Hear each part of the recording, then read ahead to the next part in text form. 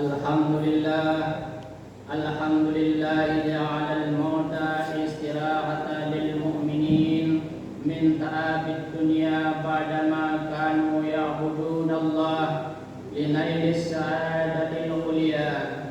Ashhadu an la ilaha illallah wahdahu la syarika lahu syahadatan tunji qailaha minad dunya ila yaumil qiyamah ila yaumil liqa.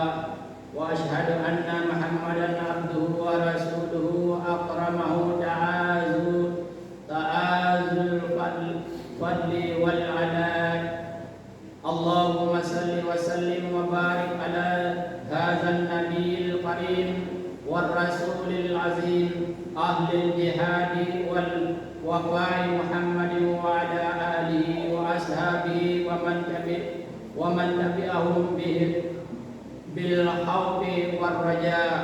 Ibadallah, usikum wa iyaya bittaqwallah wa inna akramakum indallahi atqakum. Sidang Jumat yang berbahagia,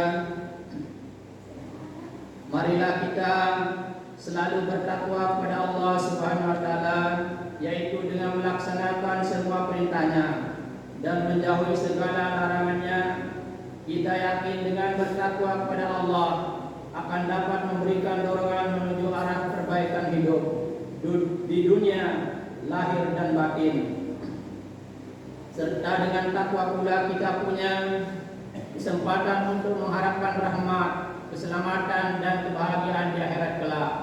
Sidang Jumat yang berbahagia, masa hidup atau lebih tepatnya umur manusia merupakan satu jangka waktu yang ditentukan oleh Allah Subhanahu wa taala.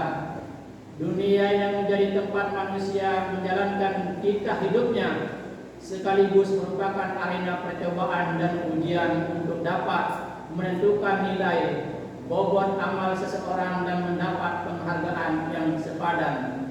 Allah Subhanahu wa taala berfirman, "Kullu nafsin za'iqatul maut wa nabluukum bis-syarri wal khairi fitnatan wa ilaina turja'un." Tiap-tiap yang berjiwa akan mengalami mati, dan kami menguji mereka dengan keburukan dan kebaikan sebagai cobaan yang sungguh-sungguh, dan kepada kamilah mereka dikembalikan.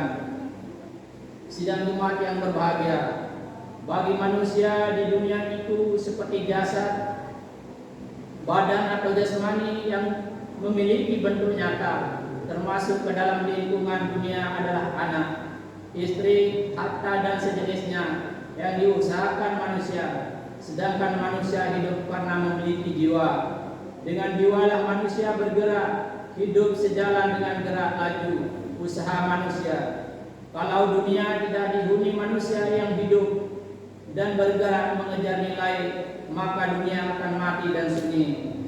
Perjalanan hidup manusia meraih suatu nilai tidak luput dari berbagai cobaan, dan cobaan baru akan berhenti bersama dengan berhentinya kurun waktu manusianya sendiri.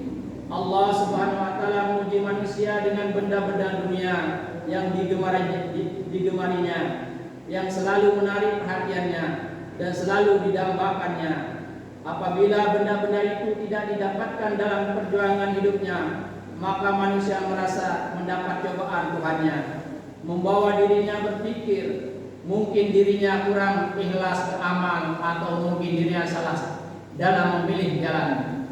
Allah bisa saja menguji manusia dengan melimpahkan kemewahan dunia yang benar-benar membuatnya senang, lebih cepat di luar penghitungannya, sehingga terjadilah menurut kata pepatah Petruk Dadi Ratu, kalau manusia tidak tanggap terhadap cobaan dan ujian Allah, baik berupa kemewahan atau kefakiran, ujian itu akan menjadi beban kejiwaan yang berat. Sidang Jumat yang berbahagia, dalam situasi seperti itu akan terasa betapa pentingnya sikap sabar. Sabar menjadikan manusia tahan uji. Imannya tidak luntur lantaran godaan dunia, akidahnya tidak belok menghadapi kesulitan, dan tauhidnya tetap tegak walaupun diterpa dahsyatnya gelombang penderitaan. kita perhatikan sabda Rasulullah sallallahu alaihi wasallam, "Tuba liman tawadha'a min ghairi munqasah wa azalla nafsahu fi ghairi maskanah wa anfaqa min malin jama'ahu min ghairi ma'asyatin wa khalata ahlal fikhi wal hikmati wa rahima ahlaz zuli wal maskana." Yang artinya, bahagialah orang yang selalu rendah hati di setiap kesempatan, tetapi dirinya tidak merasa terhina. Berbahagialah pula orang yang merasa menghinakan diri, berlaku sederhana walau dirinya bukan orang miskin. Dan berbahagialah orang yang mau mengeluarkan sebagian harta yang dikumpulkannya tidak untuk tujuan maksiat. Dan berbahagialah orang yang pandai bergaul dengan kelompok ilmuwan dan ahli hikmah dan tidak canggung-canggung mendekatkan diri kepada orang miskin dengan kasih sayang. Hadis tersebut menyatakan secara tidak langsung bahwa sabar memegang peranan penting, bahkan menentukan. Sabar mengajak manusia menekan amarah sehingga memberi maaf kepada orang yang mengaku salah walaupun dirinya mampu membalas kejahatannya.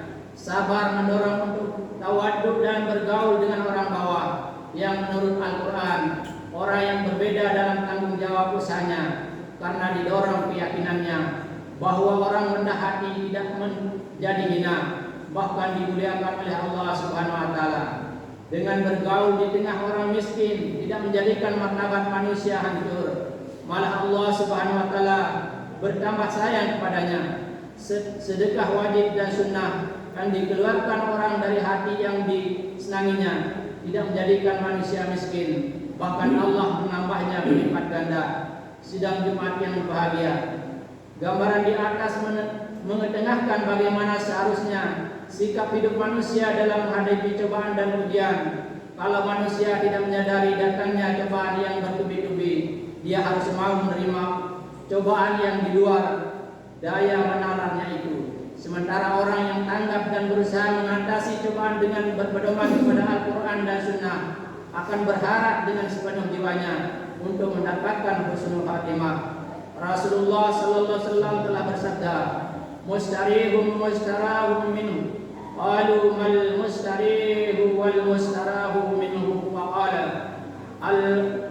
al-abdul mu'minun yastarihu min ta'abid dunya wa azaha ila rahmatillah wal fadiru yastarihu minhu al-bilad wal ibadu was-sajaru wad dawab. Mustarih dan mustarah minhu. Para sahabat bertanya, siapakah sebenarnya mustarih dan mustarah minhu itu ya Rasulullah? Nabi menjawab, mustarih adalah seorang mukmin yang meninggal dunia, dia diistirahatkan dari kepayahannya dan penanggungannya di dunia dan dikembalikan ke rahmat Allah. Sedang mustarah minhu adalah seorang fajir atau pendurhaka kepada Allah yang dengan kematiannya seluruh negeri dengan penduduknya, tanamannya dan hewannya diistirahatkan dari pencemaran dan kerusakan. Hadis tersebut apabila dipadukan dengan surat Al-Anbiya ayat 35 di atas memberi pengertian yang lebih mendasar bahwa husnul khatimah bukan sekedar akhir hayat yang baik ketika menghadapi malaikat maut, akan tetapi husnul ibadah atau husnul sirah, ibadah yang terjaga kesuciannya dan sejarah hidup yang terpelihara dengan baik. Ibadah dan sejarah merupakan satu kesatuan yang utuh, karena ibadah yang dituntut Al-Quran dan Sunnah membentuk mukmin yang berakhlak mulia, tahu menundukkan hak Allah dan patuh menjalankan kewajiban sebagai wujud ketaatan kepadanya. Mukmin yang berakhlak tidak akan mengambil sesuatu yang bukan menjadi haknya. Di tengah masyarakatnya, si mukmin menjadi pusat keteladanan dan perhatian. Sidang Jumat yang berbahagia, ibadah berbakti mengabdikan diri kepada Allah Subhanahu